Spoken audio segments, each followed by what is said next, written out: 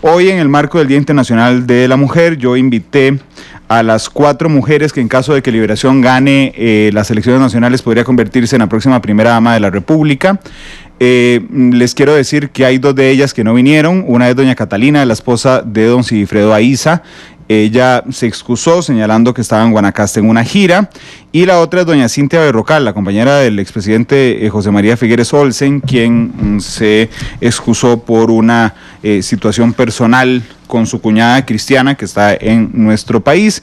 Y yo quiero presentarle entonces a mis 2 invitadas del día de hoy. A mi derecha está doña Dinora Barquero. Doña Dinora es ex vicealcaldesa de Alajuela, tiene estudios en Derecho, asesora legal de adaptación social, presidenta de las mujeres de la provincia de Alajuela de Liberación Nacional por 4 periodos consecutivos, ex candidata a diputada y además esposa de don Rolando González. Doña Dinora, bienvenida, ¿cómo le va? Muy bien, muchas gracias, don Randall. Doña Nuria, un abrazo cariñosísimo. Igual. Y un saludo para todos los oyentes. Además de eso, don Randall, yo soy la representante provincial de Alajuela ante el directorio político nacional del partido. Ve, me faltó, y tanto que apunté y me faltó eso. Y también está a mi izquierda doña Nuria Marín. Doña Nuria es licenciada en Derecho de la UCR, es máster en Artes Liberales de la Universidad de Harvard, mujer empresaria del año 2011 y profesora, analista, inclusive de Noticia Monumental, y conferencista, y además es esposa de don Antonio Álvarez. Doña Nuria, ¿cómo le va? Bienvenida. Bueno, muy bienvenidas y una gran felicitación a todas las mujeres de este país. Gracias, don Randall, por darnos esta oportunidad de celebración. Gracias a mi querida amiga y compañera de Derecho, pues usted no lo sabía, fuimos compañeras. No crea, yo hice una investigación fuerte. Sí, así que es una amiga muy querida, me hace mucha gracia compartir este día con ella y estamos a su disposición. Gracias, de hecho voy a demostrarle que investigué bastante. Ustedes fueron compañeras en Derecho de la Universidad de Costa Rica, ¿es así, verdad? Así es. Y además hubo algún tiempo que viajaron juntas. Así es, así es. Yo entré a la universidad y Norita, como le decimos cariñosamente, si me permitís, adelante, por favor. Tenía la gentileza de, como ella iba para Alajuela, entonces, y yo vivía en Paso de Colón, ella siempre me dejaba ahí por mi casa, así que siempre le agradecí que fuera tan solidaria conmigo. De verdad que el mundo es un pañuelo, ¿verdad? Es las vueltas de la vida. Hoy, años después de encontrarse en una situación que además es muy interesante, ¿verdad? Así es que le agradezco a las 2 que hayan venido hoy. Mi razón de presentarlas como las presenté es que yo quiero entrevistar a doña Dinora y a doña Nuria, no a la esposa de don Antonio y a la esposa de don Rolando, sino a las 2 exitosas mujeres que hoy tengo en la cabina. Doña Dinora, quería empezar con usted, que me cuente qué ha hecho de su vida, qué es usted. Yo hice una reseña breve, pero tiene una carrera larguísima, doña Dinora. Bueno, en realidad, ¿qué soy? Se inicia desde el inicio, ¿verdad? Pues soy una mujer que provengo de un hogar muy estable, de un hogar lleno de muchísimo amor, donde se me fortaleció mucho la seguridad. Soy hija de un finquero y de una ama de casa, un hombre que trabajó siempre en el campo con ganado, guanacastecos, y pues eso me fortaleció mucho. Me crié con un horizonte muy amplio porque me crié en una finca y con mucha seguridad, realmente, unos papás que me dieron una enorme seguridad. Además de eso, gente muy firme, gente muy trabajadora, gente muy segura, que entonces eso se transmite se transmite en su familia. Y son excombatientes del 48 los dos estuvieron presos en San Lucas en la época de la Revolución, así es que vengo de una familia también con mucha conciencia de patria, con mucha valoración de patria, y me casé muy joven. Me casé con Rolando siendo muy joven, tuve a Sofía, mi hija mayor, siendo también nuestra hija mayor, porque Rolando dice que siempre digo nuestra hija mayor, siendo muy, muy joven, y a Natalia, nuestra segunda hija. Tenemos 3 nietos. Sofía tiene a Rolando y a Carlos Daniel, 2 varones, y Natalia tiene a María Pía. Estudié en el Instituto de Alajuela, inicié mis estudios en el María, duré muy poco tiempo ahí. La verdad es que ni a las monjitas les gusté yo, ni las monjitas como que me gustaban mucho, ¿verdad? Entonces yo estuve en colegio de monjas, la entiendo. Sí, ingresé al Instituto de Alajuela. Yo venía de Guanacaste directamente al colegio, de un mundo terriblemente libre, como le digo, me había criado con una finca por patio, con un río que pasaba atrás de mi casa, entonces de entrar a una serie de situaciones pues eran como muy complicadas para ellas y para mí. Así es que ingresé al Instituto de Alajuela. Fue una etapa bellísima, con mujeres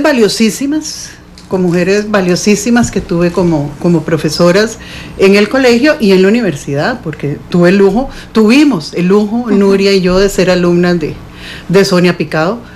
Así es que doña Sonia Picado, sin ninguna duda que decir para nosotros como mujeres hoy que fuimos alumnas de doña Sonia, indudablemente que es una marca profundísima en nuestra formación. Fui alumna de mujeres muy, muy políticas también, como Leticia Chacón, como Florisoto, y tuve ese equipo de profesores del Instituto de Alajuela de esa época que eran de verdad de lujo. Así es que yo me siento muy orgullosa de mi formación en la escuela pública y de los profesores que tuve.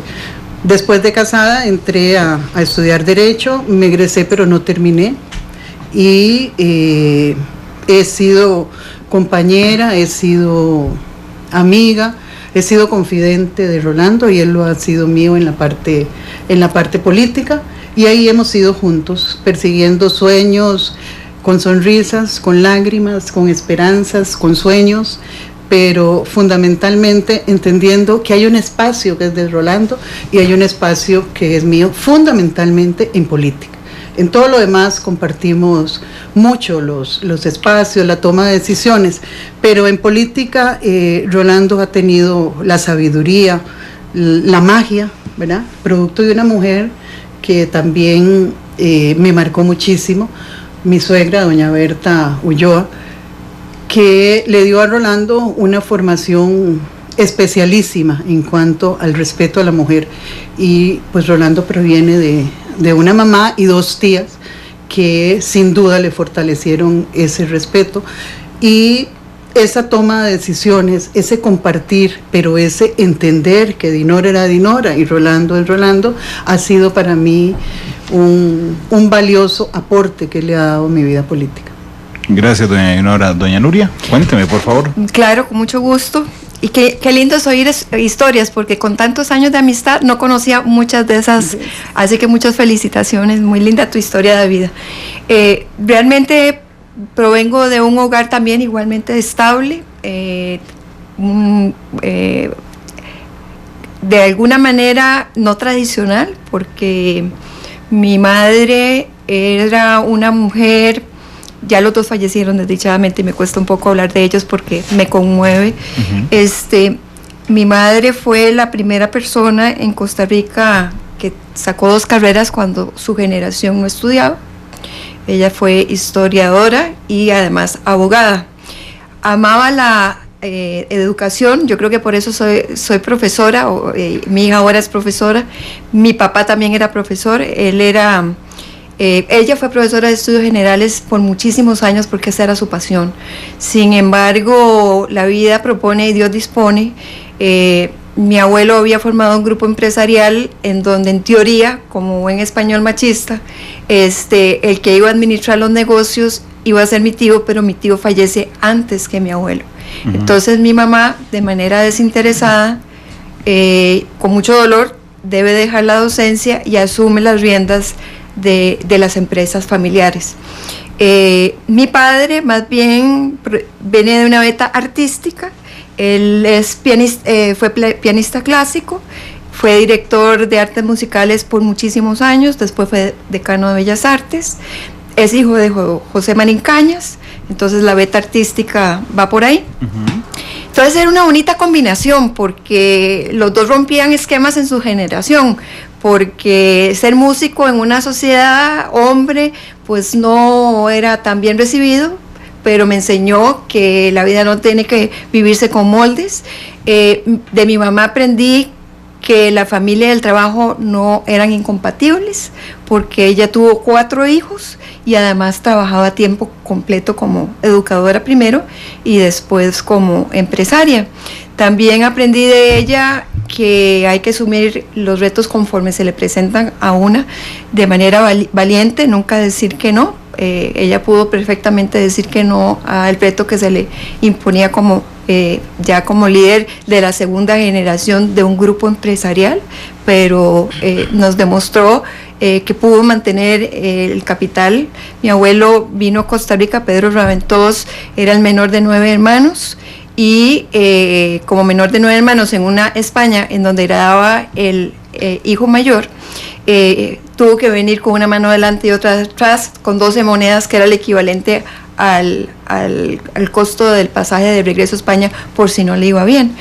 Después de 60 años de mucho trabajo hizo un capital, recibió la moneda del trabajo, una medalla del trabajo del gobierno y del Estado español, y pues muy orgullosa de mis 2 abuelos, porque realmente mi abuelo Pedro Raventós recibió la medalla al trabajo, que es parte de mi ADN, esa cultura de mucho trabajo, y por otra parte mi abuelo José Marín Cañas recibió del gobierno español el Príncipe Asturias, y además tuvo todos los premios nacionales, incluido el de Cultura, el Magón.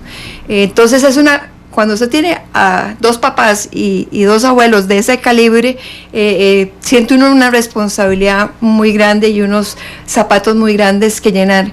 No dejo por fuera a mis abuelas, que fueron muy importantes en mi vida y en mi formación. Una gran sensibilidad social viene de mi abuela materna, ella también inmigrante, viene de Barcelona, una mujer muy pobre, que lavaba ajeno, y de sus enseñanzas, yo creo que es la sensibilidad y la importancia siempre ser muy humilde, porque hoy estás aquí, mañana no sabes dónde estás, y yo creo que uno debe ser siempre la misma persona. Estudié en la Católica Activa, que era una escuela muy cercana a donde yo vivía, donde me dejaban ahorita cuando pasaba para la Alajuela. Esa era de monjas, ¿no? No, la Católica Activa, aunque así se llama, ahora es San Judas Tadeo. Bueno. La famosa ECA, que yo me iba caminando con mis hermanos. Luego en el colegio estuve en el San Clair, buena estudiante, siempre fui muy inquieta, y ese sí era un colegio de monjas. También jugaba básquet, 12 años, seleccionada nacional, jugué en primeras divisiones con 15 años, y ese amor por el deporte todavía lo mantengo. Ese amor por el deporte me salvó, yo digo que me alivianó la carga de ser sobreviviente de cáncer, porque caminaba 7 kilómetros y eso me ayudaba, incluidos los días de quimioterapia, y eso me ayudaba a acelerar mi corazón y mi sistema metabólico, y mandándole el mensaje correcto a mi cuerpo diciendo: usted no está enferma. Y entonces eso me ayudaba muchísimo para mantener mi ánimo y mi positivismo. Al igual que Norita, yo digo que encontré el hombre correcto en el momento equivocado. ¿Qué significa eso? Era muy joven. Me casé de 20 años en la Universidad de Costa Rica. Nos conocimos en las luchas universitarias. Yo tuve un primer año, mi más político año como líder. En ese momento estudiaba estudios generales, llevaba la carrera de periodismo, no porque quisiera ser periodista, sino porque quería ser columnista de La Nación como mi abuelo José Marín Cañas, y lo logré 30 años después, pero no habiendo terminado periodismo, porque como me casé tan joven, trabajaba, estudiaba, me convertí con mi matrimonio en madre, porque mi hija Adriana es hija del primer matrimonio de Antonio, pero como estábamos recordando, Adriana ha sido una persona que ha estado muy cercana con nosotros y ha vivido pues muchos años. Tengo una excelente relación con su madre, y es una excelente madre, pero bueno, me convertí también en mamá. Entonces yo dije, bueno, estudio Derecho, Periodismo y Estudios Generales. Entonces yo me casé cuando estaba en tercer año, y mejor dejo el periodismo, Pilar Cisneros, por cierto, fue profesora mía en periodismo. Y en ese año tuve 10 procesos electorales, quedé como presidenta de la clase, entonces iba a la asamblea estudiantil. Fue un año muy convulso, cierre de aulas, se cayó el decano de Derecho, sí. Doña Sonia aspiraba a ser decana, yo fui representante estudiantil de primer año ante la asamblea de facultad. Curiosamente con doña Sonia. Don Alfonso Estabanovich, en periodismo también aspiró a la dirección de la escuela, entonces también fui representante estudiantil ante la asamblea de facultad de periodismo, y bueno, un sinnúmero. Así conocí a Antonio, como tenía 3 bases electorales, que eran 3 escuelas, le preguntaron quién era una persona ahí que fuera líder, y así fue como nos conocimos y fui parte de su gobierno estudiantil, y ahí terminó mi carrera política, porque a diferencia de Dignora, cuando nosotros nos casamos, yo, digamos, había visto varios ejemplos de familias en donde el hecho de que los dos participen en política, para mí resultaba una receta muy, muy peligrosa como familia.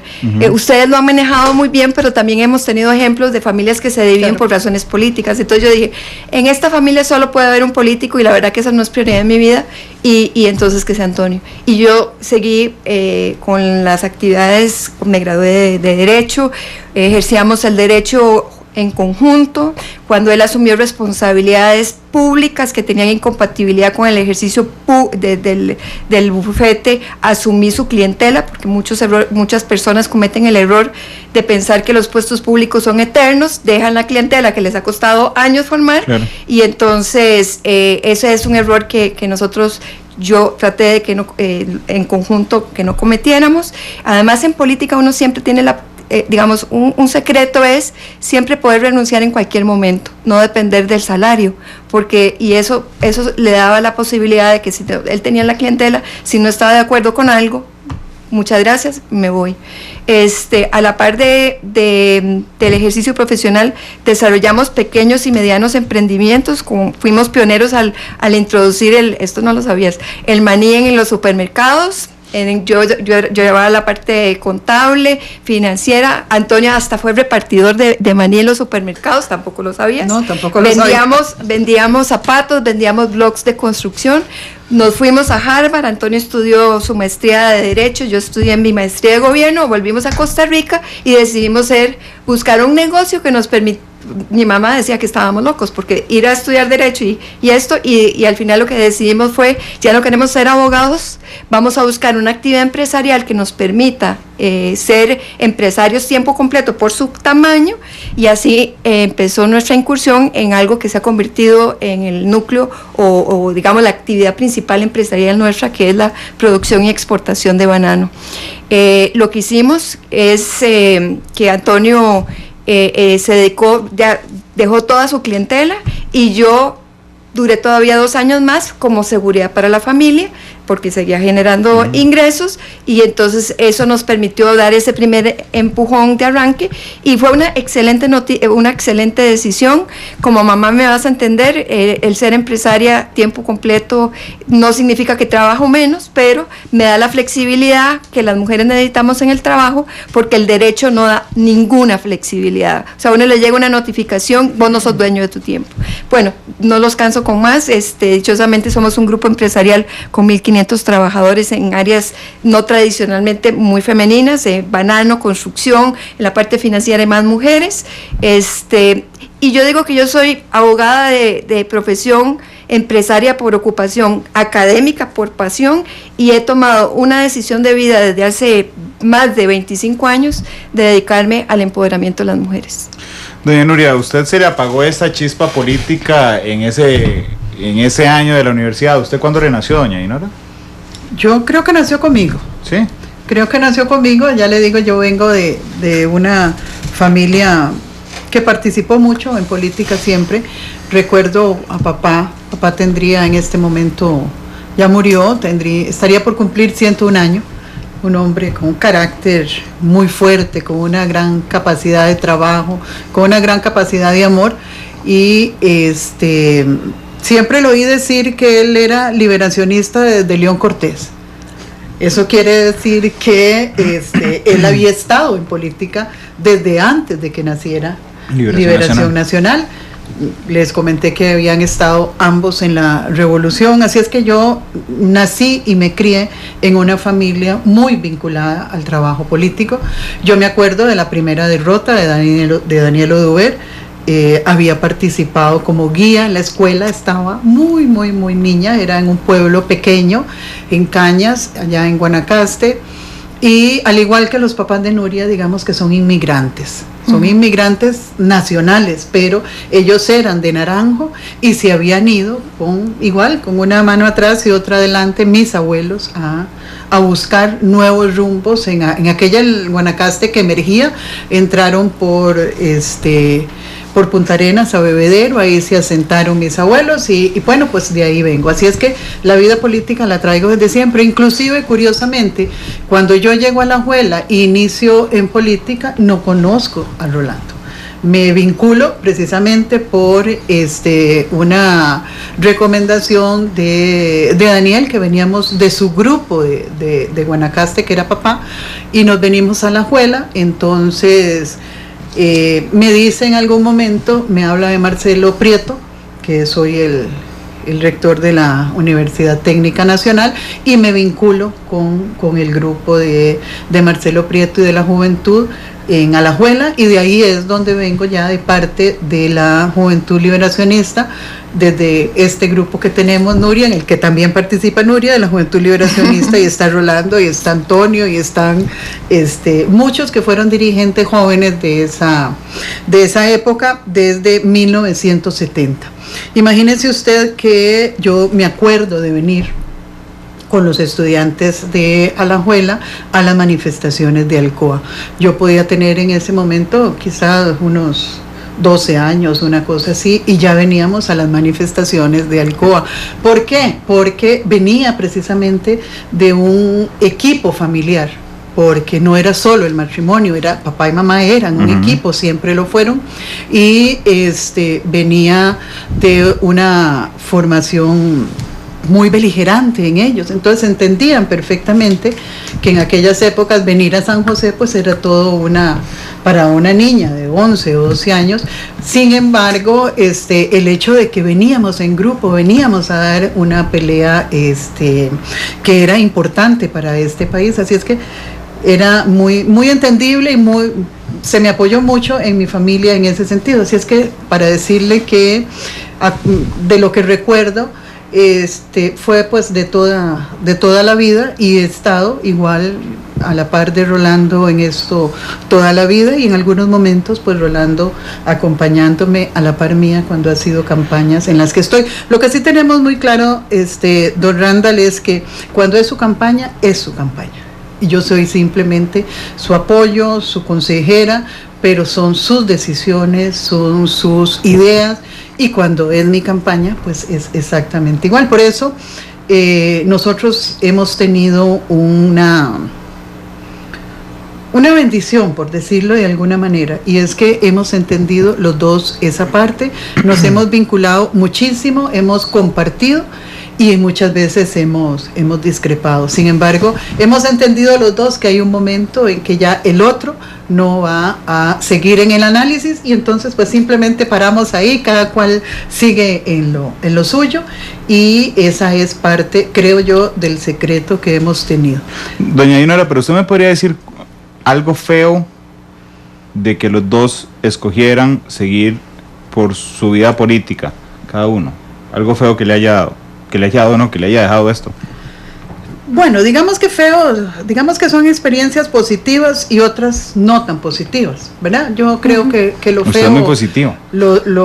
Usted es muy positiva. Sí, digamos que lo feo es una cosa que lo convertimos nosotros, en realidad. Son momentos difíciles que se viven, y que al final del camino uno vuelve a ver para atrás y dice, pues gracias a Dios que lo pasé, es una experiencia, y qué dicha que lo pasé yo, que pude en este momento aprender de eso para poderlo poderlo transmitir. Mire, parte de las cosas difíciles que se viven en esto es que quienes son los compañeros de política de uno no necesariamente son los compañeros de política del otro. Quien es el equipo de política de uno no es el equipo de política de la otra. Esa es una parte que hay que entender en esto, no son endosables. En política ni los afectos, ni los liderazgos, ni las experiencias son endosables. Eso es de cada uno y cada uno lo cultiva y lo vive a su manera. Esa es una parte pues que simplemente no es ni bueno ni malo, es parte de la experiencia que hay que aprenderla. Y momentos difíciles, pues sí, hemos vivido muchos momentos difíciles. Sin embargo, dentro de este compartir también hubo ratos maravillosos. Nosotros hemos estado en política siempre, sin recursos siempre, porque hemos sido gente que vivimos de salarios y entonces pues nuestras campañas siempre han sido campañas sin recursos, pero de mucho compartir. Y viera que parte de las cosas lindas que yo recuerdo de esto eran los paseos familiares, porque cuando Rolando era secretario general o cuando estuvo en peleas anteriores, en campañas con alguno de los liderazgos nacionales a quienes apoyábamos, nosotros nos íbamos de gira con las chiquillas los fines de semana. Entonces eran horas de compartir, eran horas de carretera, eran horas de conversar, eran horas de cantar juntos. Nuestras hijas tienen criterio político y probablemente es por eso, porque nos oían durante muchas horas hablando de eso también, pero fundamentalmente era una época de mucho compartir. Eso es algo muy lindo que yo debo recordar de la relación política nuestra, y es que siempre viajamos juntos por todo el país con nuestras hijas. Eso le permitió a ellas también madurar, conocer diferentes realidades del país. En algún momento me acuerdo que nuestra hija mayor, estando muy pequeña, no entendía cómo en un lugar podían vivir sin luz, cómo podían vivir sin teléfono, cómo podían vivir sin agua.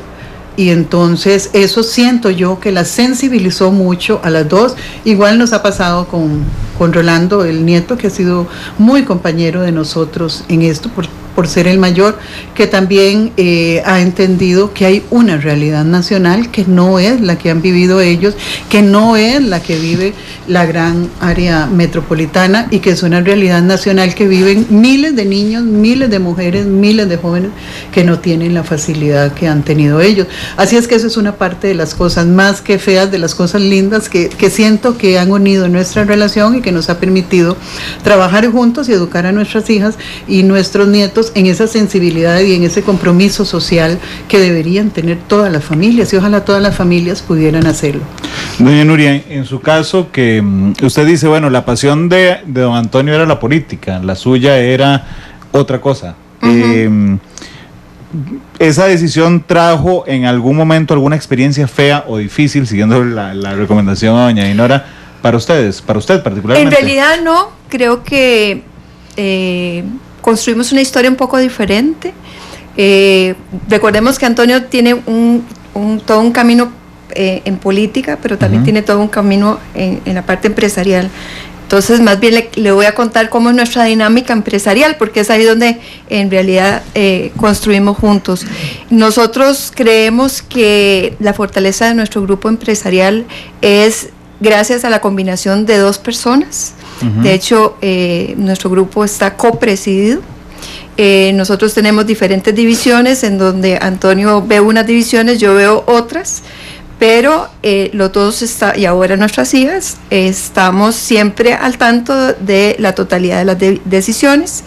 Creo que somos el fruto de un excelente complemento, porque Antonio es una persona muy agresiva empresarialmente hablando, y yo soy una persona más prudente empresarialmente hablando. Uh-huh. Y entonces, en nuestra misión, nosotros nos definimos como un grupo muy agresivo en el crecimiento, pero financieramente responsable. Y yo creo que ahí están las dos personalidades.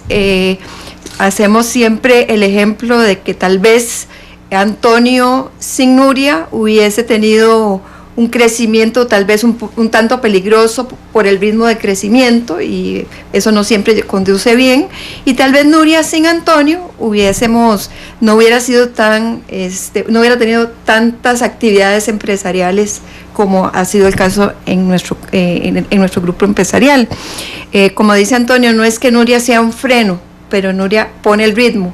A veces las empresas crecen demasiado rápido y eso es un error en las empresas porque no permite madurar el proceso, y esto pues dichosamente nos ha permitido construir un grupo en el que participan nuestras hijas, que han sido capacitadas y entrenadas para no competir con los gerentes, porque nosotros creemos, yo siempre le digo a mis trabajadores o a nuestros trabajadores que tienen el mejor de los mundos, porque somos entran, somos de mí. Sí,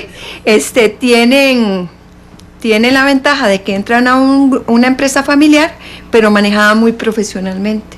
Entonces, si entran a nuestro grupo, y porque está liderado por dos cabezas que son esposos, pero sí tenemos una cultura donde tenemos una fortaleza en las juntas directivas, nuestras gerencias generales son muy profesionales, y entonces esto también nos permite participar estar el día de hoy aquí y no tomando decisiones en las empresas, por ejemplo.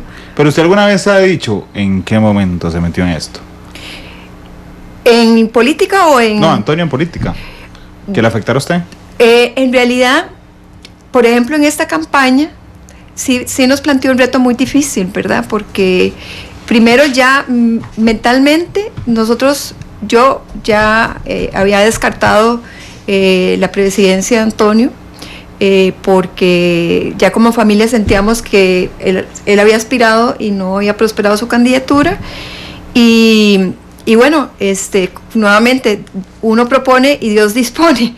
De repente se armó una coyuntura en donde Antonio, que era un diputado, pasa a ser presidente de la Asamblea, como es característico en él, una persona muy ejecutiva, con buen manejo legislativo, con 20 años de experiencia y madurez, que eso es muy importante, y una gran capacidad negociadora, con 9 fuerzas en la Asamblea Legislativa, y logra acuerdos políticos muy importantes que pone otra vez a Antonio en primera línea en la política. Se dan toda una serie de circunstancias a nivel de nuestro partido, en donde Óscar Arias, hace unos meses era José María y Óscar Arias, ¿verdad? Y Óscar Arias declina y además le da el apoyo a Antonio. Entonces, y esto se da en una coyuntura en donde a mí me encuentran un cáncer de seno.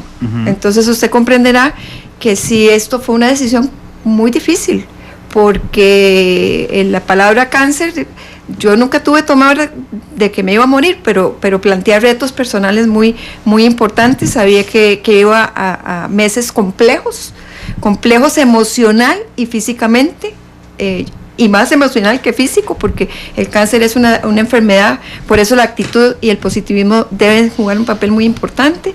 Entonces yo diría que ese es como el reto más importante que se me ha planteado como mujer. Yo decía hoy en la mañana, hacemos un análisis con 2 colegas de la Corporación Repretel, que Costa Rica es un país particularmente hipócrita a la hora de la igualdad de la mujer, particularmente en algo que se me antoja muy cercano a mí, que son los derechos políticos.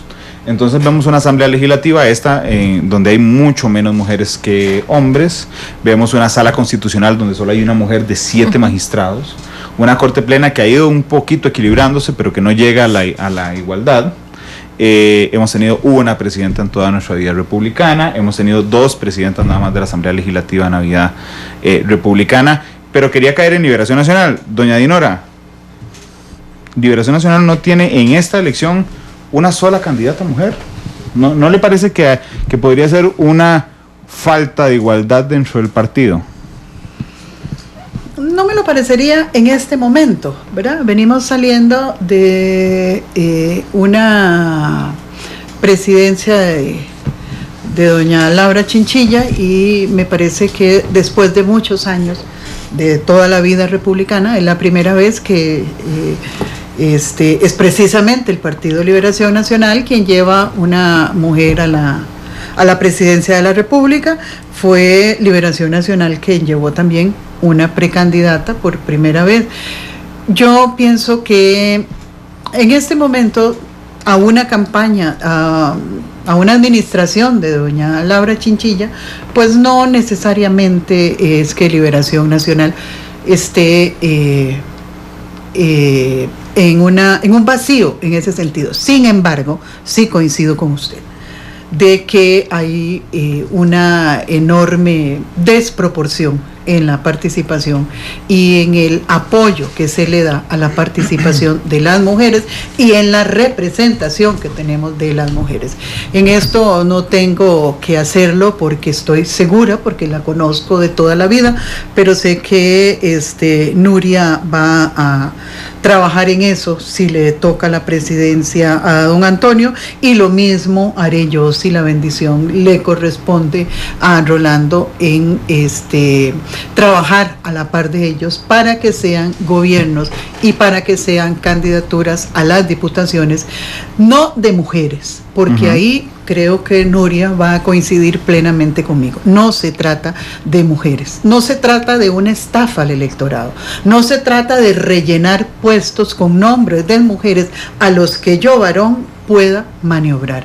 Se trata de que nos comprometamos, Nuria, a que se lleven mujeres a la Asamblea Legislativa, a que se lleven mujeres a los ministerios, que sean mujeres de raíz política verdaderamente, y no porque que sean mujeres que estén respaldadas en un trabajo político, en un conocimiento no solo de una estructura partidaria y de trabajo político en el hecho de las diputaciones, sino que sean mujeres que vienen con un conocimiento, porque es muy fácil decir que hay participación de las mujeres, pero esas mujeres son escogidas a dedo para ponerlas, porque son mujeres que van a ir a definir lo que yo determino como candidato. Y en esto le cuento un cuento. Nuria lo conoce porque ha sido una mujer que conoce los cuentos del partido.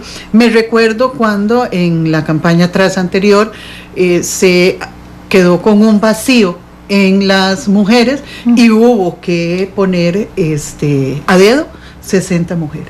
Nosotros las mujeres hablamos de cómo se deberían escoger esas mujeres. Hablamos de que las mujeres que habían participado en distritales fueran quienes ocuparan esos puestos y que habían tenido las mayores votaciones. Hablamos de que fueran las mujeres que habían sido alcaldesas, que estaban como alcaldesas. Hablo, en ese momento estaba Olga Corrales, estaba Mercedes Moya, para hablar del caso de Alajuela, y que no estaban en la Asamblea Nacional del partido, que entonces eran mujeres de partido, eran mujeres que se habían desgastado en un trabajo de partido, eran mujeres con un liderazgo y que conocían eso.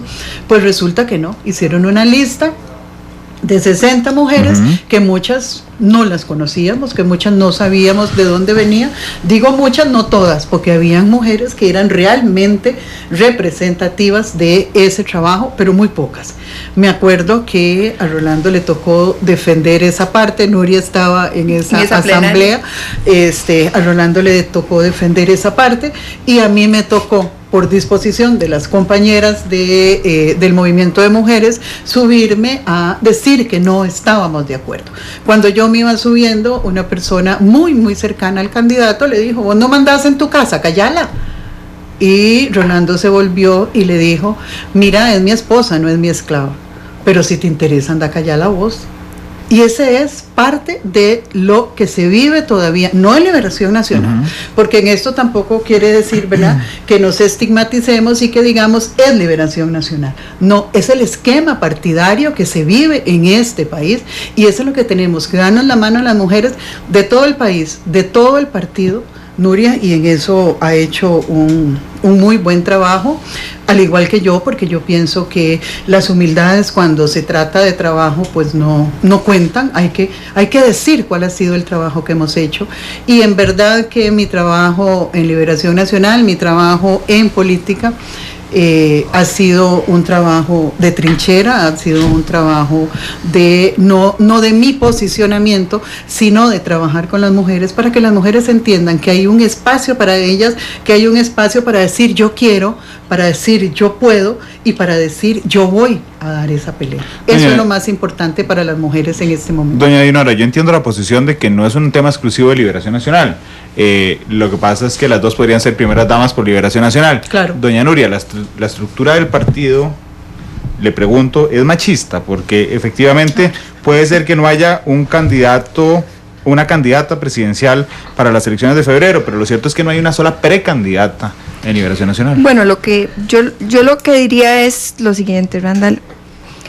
Liberación Nacional está imbuido en una realidad, que es Costa Rica, que es cualquier país del mundo. Yo tuve la oportunidad de ir a un curso después de que salí de la presidencia de ALAS. Yo fui cofundadora y primera presidenta de ALAS, que es la organización de mujeres líderes más grande del país. Comenzamos 10 y bajo mi presidencia llegamos a 61,000 mujeres en redes. Yo creo que, en ese curso, la primera filmina que se nos presentaba es la cultura, las estructuras y las relaciones en el mundo del trabajo favorecen directa o indirectamente a los hombres. Siempre. Entonces, eso, cámbiale la palabra trabajo y pónganle la palabra política. En realidad, existe una dinámica en donde existe toda una serie de filtros que yo le digo, no es un tema de capacidad, es un tema de obstáculos.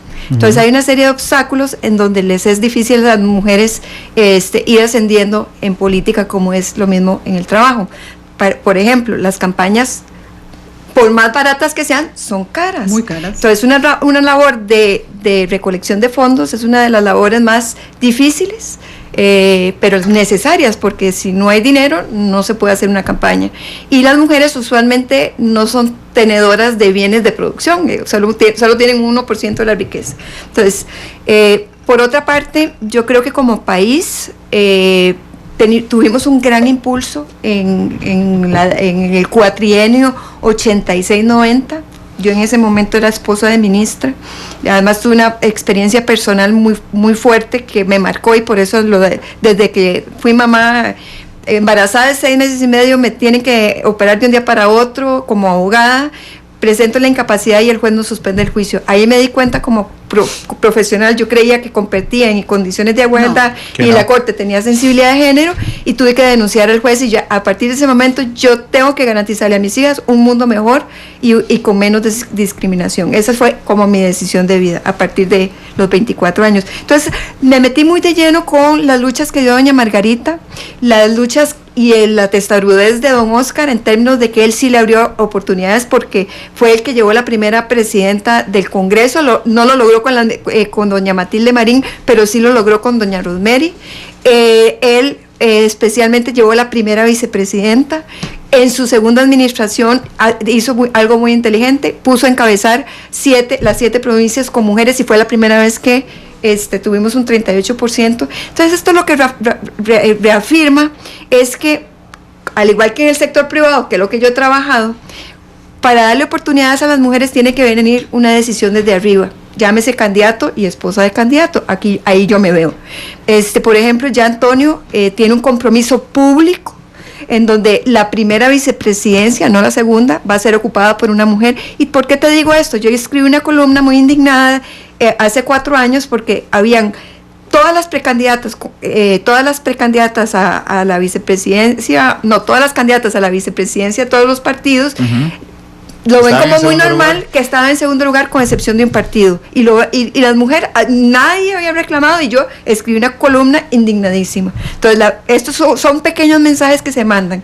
Vamos para un gobierno paritario, 50-50. Yo soy una convencida de que el talento femenino existe. El problema es que hay un montón de obstáculos internos a lo interno del partido, así como también hay obstáculos internos dentro de las empresas. Entonces, talento existe, el problema es que existen esos obstáculos y en algunos casos no hay visibilidad. En ALAS nosotros trabajábamos tres pilares fundamentales: empoderamiento, que dicho sea de paso, también me he prometido a mí misma y nuestro movimiento, nosotras ya, tiene todo un plan de capacitación y empoderamiento, porque no puede ser posible que menos del 20% de las candidaturas en alcaldías sean de mujeres para el puesto político más importante. Aquí hicimos 81 debates y solo hombres venían a los Bueno, entonces necesitamos empoderar a las mujeres en comunicación, negociación, recaudación de fondos, manejo de campañas políticas, bueno, y ahí llevar mentoras como Dinora, que tienen experiencia, y coger a las jóvenes y meterlas a que participen. Perdón, Nuria, un segundo. Es que además de empoderar a las mujeres, es que hay también que hacer un trabajo con los varones para que acepten a las mujeres empoderadas. Porque el problema que se da también es que cuando es una mujer empoderada, entonces dicen, no, es que fulana no funciona porque quiere hacer lo que le da la gana. Pero no es lo que le da la gana, es que esa persona no va a hacer lo que le ordenan. Es una mujer que tiene su liderazgo, y entonces ahí hay que trabajar también, no solo en el empoderamiento de las mujeres, porque el poder lo siguen manteniendo fundamentalmente los varones. Entonces, Randall, perdóneme, si empoderamos a las mujeres, lo que vamos a hacer, y no les damos esa alternativa, lo que vamos a hacer es a crear más frustración, y al final devolverlas diciendo no, adoloridas diciendo no, este no es mi mundo. Pero muy importante, es importante que yo digo que nuestro objetivo, además de que yo siempre vuelo alto, mi visión, nuestra visión es convertir a Costa Rica en líder en igualdad de género, y para eso necesitamos a los hombres. Entonces, un objetivo es que el 100% de las mujeres sean feministas, concebido como defensoras de sus derechos, y el 100% de los hombres defensores de las mujeres, el 100% de los hombres defendiendo a las mujeres.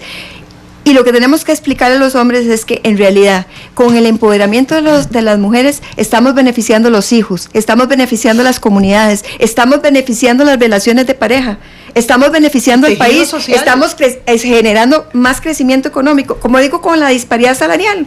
Imagínense lo que significa 25% más de ingreso en su familia, producto de una injusticia que se revierte en el caso de los salarios de la mujer. ¿A quién beneficia? A toda la familia. De hecho, nada más, me queda un minuto de programa, pero... ¡Qué lástima! Sí. Otra vez, es una lástima. Vamos a tener que repetir. Y a los amigos de Oro y Grana que vienen de seguido, no se preocupen que ya negociamos con don Norval, que viene después, y después viene Noticia Monumental, entonces les devolvemos el tiempo a las 6 de la tarde. Pero yo tengo una pregunta muy específica. Si usted es primera dama, doña Dinora, ¿cuál será su primer proyecto? Fortalecer de manera indubitable a las mujeres, pero además es que dentro de eso es a la mujer que trabaja, a la mujer que denuncia, a la mujer que es madre soltera, es trabajar con las mujeres en su empoderamiento y trabajar con las mujeres en la búsqueda de poder denunciar y de poder luchar por esas necesidades que tienen, porque muchas veces las mujeres ni siquiera se dan cuenta que están siendo, cuando a una mujer le dicen, ay, qué linda, ¿verdad? Y se lo dicen de determinada manera, a veces es una agresión. Cuando a una mujer le dicen, es que pobrecito su marido, eso es una agresión, ¿verdad? Entonces, muchas veces las mujeres ni siquiera se dan cuenta que están siendo agredidas. Me parece que el trabajo con las mujeres que más necesitan, con las mujeres, es tener desde Casa Presidencial un verdadero compromiso social con las mujeres. Compromiso social en empleo, compromiso social en mejor salud, compromiso social con las madres solteras, con las madres adolescentes. Es en general hacer un verdadero tejido de funcionariado, un verdadero tejido de administración y un verdadero tejido de política de gobierno para fortalecer la vida de las mujeres. Gracias, doña Dinora, por venir hoy. Doña Nuria, su primer proyecto. En realidad no es un proyecto en todo, sino es una decisión de gobierno, que es el empoderamiento de las mujeres desde todo punto de vista. Una mujer empoderada en lo personal es una mujer empoderada en sus relaciones de familia, en sus les damos los instrumentos para salir de la pobreza, para superar la violencia, para su autonomía económica, para emprender los proyectos para realizarse. Pero le hablaba del gobierno paritario, vamos a integrar un gobierno 50% mujeres, pero también 50% de hombres sensibilizados en temas de género, porque en realidad toda la agenda mujer toca todos los ministerios, y nunca voy a olvidar las palabras de Michelle Bachelet: una mujer en política cambia a la mujer. muchas mujeres en política cambian la política. Y en este momento nosotros tenemos que ir a un cambio de paradigma como país. No podemos vernos como islas, sector privado, sector público, ONGs, tenemos que ir a un liderazgo colaborativo. Hombres y mujeres, sector privado, sector público, sociedad civil, construyendo una agenda país. Gracias, doña Nuria, también por haber venido. ¿Le puedo robar 30 segundos nada más? Ahí estaba Miguel. 30 segundos, yo sé que don Miguel nos va a permitir esos 30 segundos. Es un mensaje a los varones. Nuria y yo somos el producto de hogares que nos permitieron desarrollarnos. Nuria y yo somos el producto de familias y de padres que nos permitieron desarrollarnos en condiciones de igualdad. Nuria y yo tuvimos la bendición de tener 2 hombres a la par que nos han apoyado y que han caminado junto con nosotros. Así es que yo quiero decirle a todos los hombres costarricenses, la bola está en su cancha.